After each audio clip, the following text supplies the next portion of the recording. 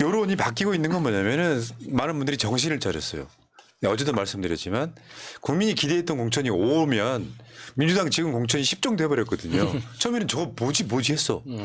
정신 차리고 보니 아 시원하게 잘한다. 이 반응이 나오기 시작했어요. 여론이 역전되기 시작한 거고요. 그 이야기를 한번 해보겠을 텐데 어제 황운하 의원이 불출마했던 대구 중구의 박용갑 후보가 공천됐습니다. 저 박용갑 후보도 그러니까 그 정치 역정이 대단하더만요. 처음에 시작한 건 사실 저쪽에서 시작했습니다. 네. 예전에 실한국당이었습니까? 한나라당인가? 그때 이제 거기에서 처음에 시의원으로 당선돼가지고 시의원 당선되고 나서 민주당으로 넘어와서 지금까지 쭉 이제 구청장도 하고 지금 국회의원 후보까지 올라오게 됐는데 굉장히 이게 실력을 인정받는 분이더라고요. 지역에서. 이런 상황이었고요. 아마 오늘 밤에 아마 어마어마한 공천 빅뱅이 있을 거니까 오늘 밤 10시. 기대하시고요. 오늘 밤 10시. 자, 근데 문제는 이제 언론과 오늘 또 아마 여러분들 포털을 조금 보셨으면은 언론과 여론조사를 통해 갖고 분위기 역전시키려고 엄청 노력하고 있지 않습니까? 그 총선 전망 보면은 뭐 민주당은 백석도 못해 이런 개소리 하는데 하나만 물어볼게 아우 나 또 욕 잡는 거 진짜 그게 더 힘드네. 민주당이 100석도 못 얻는다면 현재 민주당이 160석 정도 되지 않습니까? 예. 어디서 그만큼 빠진다는 거야? 그게 있어야 돼. 그게 없어. 그러니까 전체 의석이 줄어드나 보죠. 저는 공천 매치업이 지역구별로 되면 민주당은 더 올라갈 가능성이 높다고 봐요. 근데 그런 식으로 선동을 하는 거예요. 말하자면 아까 말씀드린 것처럼 윤석열 지지층 결집하고 민주당 지지층들 중에 일부가 투표장 안 나오는 걸 바라고 있는 거예요. 속으시면 안 됩니다. 사실 언론이 할 수 있는 게 그거밖에 없잖아요. 과거에 계속 이렇게 잘못된 언론조사 결과를 여론조사 결과를 가지고 국민을 가스라이팅 하려고 애를 썼지만 다 실패했지 않습니까? 그래서 실패했지만 그래도 똑같이 다시 써먹을 수밖에 없는 건 예. 지금 그 언론들이 가지고 있는 도구가 그거밖에 없어요. 예. 자기들이 할 수 있는 게 그거밖에 없으니까 어쩔 수 없이 하는 거죠. 근데요, 여러분들 있잖아요. 뭐 주식이 경제 뭐 선행지수라고도 하고. 근데 빅데이터, 구글 트렌드 이런 것이 선행지수라는 이야기가 있잖아요. 그럼 맞아. 그건 정답이야. 한번 볼까요? 파란색, 빨간색 비교 한번 해보세요. 지난 일주일간 이렇게 지지고 볶으면 사람들이 아 이재명 민주당은 나빠라고 생각하는 게 아니에요. 지랄들 하고 있는 이런 경우가 절대 다수란 말이죠. 맞습니다. 이게 곧 지지율로 나타날 가능성이 높고 실제로 나타나고 있지 않습니까? 파란색이 민주당, 빨간색이 국민의힘 지난 일주일간 결과입니다. 근데 국민의힘이 민주당보다 더 많은 관심을 받았던 적은 한 번도 없어요. 그러면 나중에는 지역구 매치업으로 내려가면 예. 민주당이 훨씬 더 유리할 가능성이 높다. 이게 선행지수라고 보면 될 것 같고요. 다음은 이재명, 윤석열 비교도 있습니다. 네. 네. 마찬가지로 이재명 후보가 훨씬 파란색 그래프가 더 상위에 있는 예. 거죠.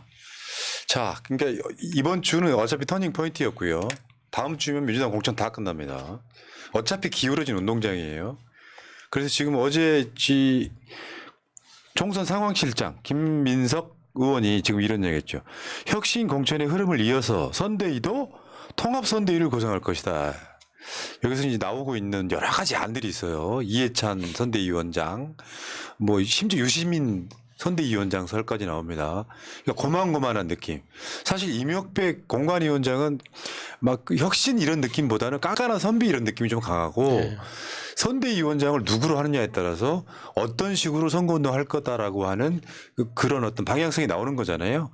이 이야기를 한번 잘 지켜보시기 바랄게요. 선대위원장 누가 되는지 곧 나올 거예요.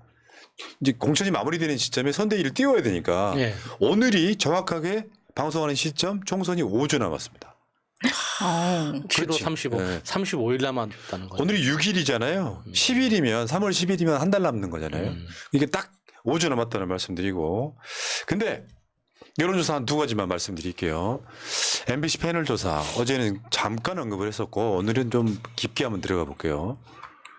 패널 조사라고 하는 건 제가 저번에도 수도 없이 많이 설명을 드렸습니다. MBC만 하는 게 아니라 KBS도 합니다. 그래서 대선 패널 조사 같은 경우는 4년, 5년 동안 해요. 이거 성별, 연령별 뭐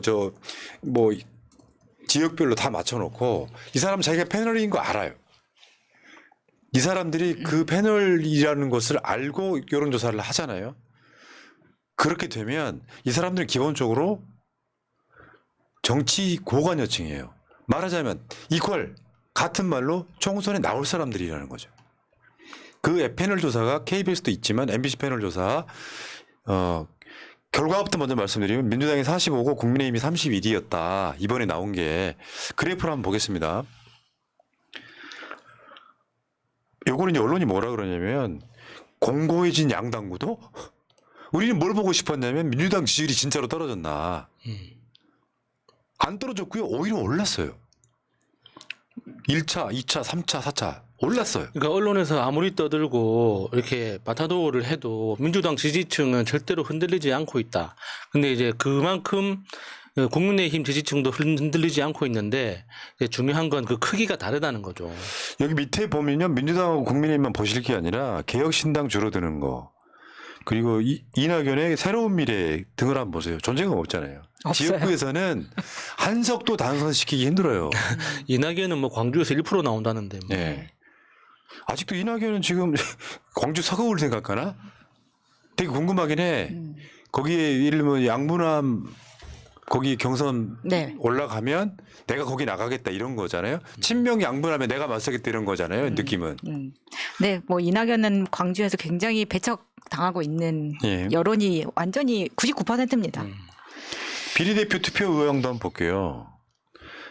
비례대표 어디 찍을래 했더니 여기에 보면 마지막에 조국 혁신당이 지금 꽤 많이 높게 나오고 있죠. 민주당과 조국 혁신당을 합치면은 41% 나오고요. 국민의힘 비례정당, 국민의 미래 이렇게 거기는 26 정도 나오고요. 이 상황이 이런 거예요. 문제는 다시 말씀드리지만 이것만 보고 있으면은 조국 신당이 민주당한테 불리할 수 있는데 조국 혁신당이 지역구의 민주당을 더 이롭게 하는 측면이 분명히 있을 거고 네. 어차피 나머지 6석의 진보 정당들은 나중에 다시 그 의석을 가져가지 않습니까? 그러니까 조국 대표가 기회 있을 때마다 하는 말이잖아요. 그러니까 조국 혁신당은 투표 동료 운동을 가열차게 할 네. 것이다. 그러니까 윤석열 정부를 심판하기 위해서 투표해야 된다라고 이제 운동을 할 것이기 예. 때문에 그러면 민주당은 지역구에서 1대1 구도를 통해서 지역구를 더 많이 획득할 수 있다. 그 이야기를 계속 하잖아요. 네. 그다음에 총선 성격에 대해서 물어봤습니다. 정권 심판 59, 정권 안정 37. 이게 그 이전 조사보다 더 높아졌잖아요. 네. 근데 언론들이 지금 한 2, 3주 동안 무슨 짓을 그러니까요. 했어? 난리를 다 치고. 뒤집혔대. 네. 여러분들이요. 개인적으로 최근에 포털에서 나오고 있어서 민주당이 국민의힘한테 뒤졌다고 나온 여론조사 캡처해 놓으세요. 그러니까 뒤졌어. 아니 내가 대선 때 또 빡쳐가지고 그랬잖아요. 대선 때 뭐 어떤 여론조사는 윤석열이 이재명 후보보다 한 10% 이상 나온다 그랬어. 그런 애들 아직도 폐업을 안 하고 지금도 장사질하고 있는 거야. 맞아요. 그래서 빡쳐서 김어준 여론조사권 만든 거 아니야. 진짜. 그러니까 웃긴 건 그 여론조사 꽃이 최근에 이제 서울 그 전 지역구에 대해서 지역구별로 500명씩, 그러니까 전 숫자가 24,500명인가 그 판세 조사한 거 있잖아요. 이번에 MBC가 그 패널 조사한 거 보도를 안 합니다. 이게 왜 민주당이 유리한 결과니까. 맞아요. 그러니까요. 언론에서 보도를 안 해요. 진짜 가소로운 거죠. 그러면은 언론에서 보도를 안 하면 국민들이 모릅니까? 그러니까 요즘 시대에. YTN 여론조사 이따가 설명을 드릴 텐데 그것도 보도를 안 해. 민주당이 이기는 거 나왔거든. 그래서 이거 종합 MBC 패널 여론조사 정당 지지도 한번 보세요. 민주당은 41에서 45까지 올라갔죠. 국민의힘은 1% 오르는데 그쳤어요. 도도한 저변에는 절대 국민의힘 안지응단 여론이 압도적인 겁니다. 근데 뭐 종편이나 라디오나 모든 채널에서 패널들까지 나와서 지금 민주당 공천 엉망진창이다라고 아무리 때려봤자 지금은 아까 그 구글 트렌드 같은 거 보시면은 국민들이 직접 검색해서 팩트 체크를 할 수 있는 능력이 되어 있기 때문에 아무리 언론에서 난리를 쳐도 공고하게 지금 민주당은 정당 지지도를 끌고 가고 있다. 거기다가 언론들이 아무리 이제 그 국민의힘을 밀어주고 싶어도 절대 조작할 수 없는 게 현장 분위기입니다. 그러니까 국민의힘 현장 분위기하고 민주당 현장 분위기하고 그 화면의 구성 차이를 잘 보셔야 돼요. 국민의힘은 전체 샷을 보여줍니다. 사람이 얼마나 많이 모였는지, 그래서 얼마나 큰 소리를 냈는지만 보여줘요. 근데 민주당은 굉장히 자세한 걸 보여줍니다.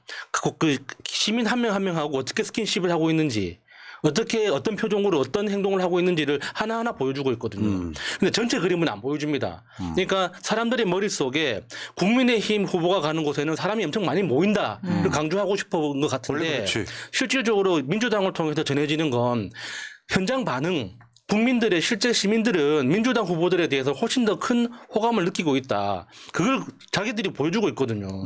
근데 의도는 그게 아니죠. 국민의힘이 압도적으로 그 판을 이끌고 있다는 거 보여주고 싶지만 실제로 시민들한테 전달되는 거 그게 아니라는 거예요. 예. 현장 분위기도 그렇고. 그러니까 내가 전에도 말씀드렸어. 전화 면접 조사는 민주당한테 불리할 수밖에 없다. 독재 정권 때는 그래요. 자기 의사 표현 못하는 경우도 많고 아주 악의적으로 하면 낮 시간대만 조사해버리고 그래서 ARS로 왜냐하면 이게 ARS는 기계가 가는 거니까 밤낮이 없잖아요. 전화 면접은 낮에만 근무시키고 밤에 근무 안 시키면은 낮에 주로 같은 연령대에도 자영업자 같은 분들한테만 전화가 그렇죠. 가고 보석일 수밖에 없다. 심지어 어떤 새끼들이 거기다가 유선까지 집어넣어서 장관질 하지 않습니까? 맞아요. 근데 이번에 또 YTN에서 이것도 전화 면접이에요. 난 이게 되게 열받아. YTN이 여론조사했던 거 보면은 민주당한테 엄청 불리한 상황임에도 불구하고 민주당 찍겠다가 39, 국민의힘이 35 나와요. 그래프를 한번 볼까요? 일단 정당 지지도 민주당 39, 국민의힘 36. 여기 자세히 보시면은 새로운 미래 1. 난 이거 굉장히 훌륭하다고 생각해. 뭔가 좋은 의미를 보면 1등 같은 느낌이기도 하네요. 새로운 미래 1. 가운데, 예. 다음 주 되면 없어질 것 같아요. 모름 무응답도 1인데. 오늘 홍영표가 탈당했는데 네. 1. 야, 개혁신당 그 두 배. 다른 흐름으로 보면 이런 것도 있죠. 양당이 정권 심판과 정권 지원으로 싸우다 보면 결국 소수당들은 지지율이 떨어질 수밖에 없어요. 자, 총선 지역구에 누구를 찍을래 했을 때 35대 39인데 민주당한테 굉장히 불리한 거라는 걸 설명을 드리고요. 오늘 이게 나왔는데 언론들이 인용 보도를 안 합니다. 그러니까 실제로는 제가 봤을 때 10% 이상 차이 날 거라고 보고요. 현재 진짜 여론은 10% 이상 차이 나는데 MBC 패널 조사처럼 이런 게 나오면 인용 보도를 거의 안 해요. 심지어 그렇게 밭을 만들어 놓고 유선 전화까지 다 끼워 넣는데도 민주당이 더 나오니 당황스러울 수밖에 없을 겁니다. 예. 자, 그다음에 이 여론조사에도 비례대표 투표를 어디에 할래 물어봤습니다. 분명히 저는 조국 신당의 컨벤션 효과가 작동하는 시기라고 일단은 봐요. 예.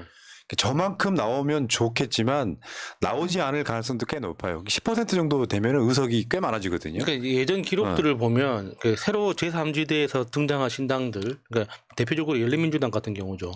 그러니까 보통 선거 전에 여론조사를 하면은 10%, 15% 정도 나왔는데 실제 득표율은 한 7, 8% 정도 받는, 그러니까 절반 정도로 떨어지더라 하는 그런 경험적 수치가 있죠. 그러니까 지난 21대 총선 때랑 아주 유사하게 숫자는 예. 변동이 있어도 갈 예, 가능성이 매우 높더라 이렇게 보고요.